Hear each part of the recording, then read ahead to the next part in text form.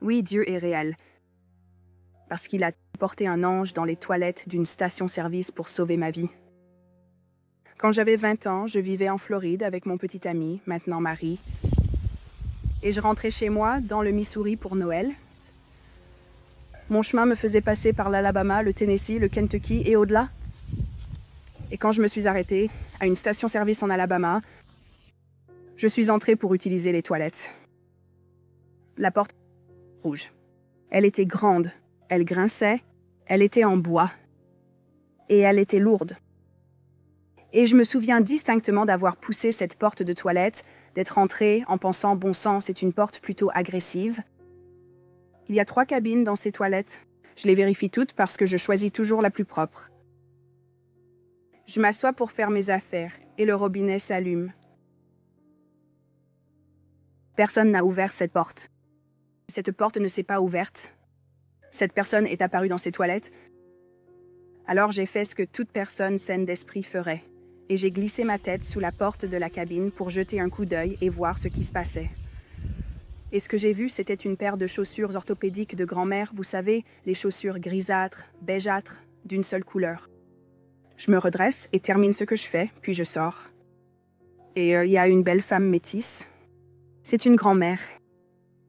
Elle a une belle peau caramel. Et elle a les yeux verts les plus brillants et perçants que j'ai jamais vus de ma vie. Elle me dit « Jeune fille, où vas-tu » J'ai dit « Je rentre chez moi dans le Missouri pour voir ma famille pour Noël. » J'ai dit « Et vous ?» Je vais aller voir mes petits-enfants. Aller voir mes petits-enfants à Montgomery. Nous avons discuté un moment.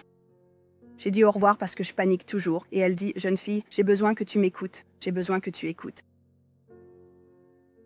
Si tu entends quelque chose d'anormal avec ta voiture, tu dois t'arrêter immédiatement. Tu m'entends ?»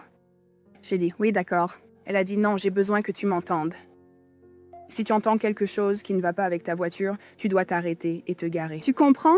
J'ai dit « Je comprends. » Je suis sortie en reculant par la porte. Et je jure devant Dieu, je suis restée là et cette porte s'est refermée et elle avait disparu. Et je suis restée là pendant 2 minutes, juste à regarder cette porte en pensant « Qu'est-ce qui vient de se passer ?» Alors je monte dans ma petite Ford rouge. ZX2, coupé sport 2 portes. Et je prends la route. Je n'allume pas la radio. Je ne garde pas mon téléphone sur moi. Tout est silencieux. Je conduis comme ça pendant 2 ou 3 heures. Et je me dis, eh bien, ça pourrait être fou. Et puis j'entends tink, tink, tink. Le plus léger tink que j'ai jamais entendu de ma vie. Et si j'avais eu la radio allumée, je ne l'aurais jamais entendu.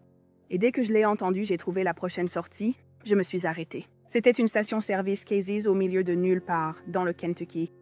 Et dès que j'ai mis ma voiture en stationnement, tout a commencé à se passer avec mon moteur. Des tintements, des booms, des détonations, de la fumée sont sortis.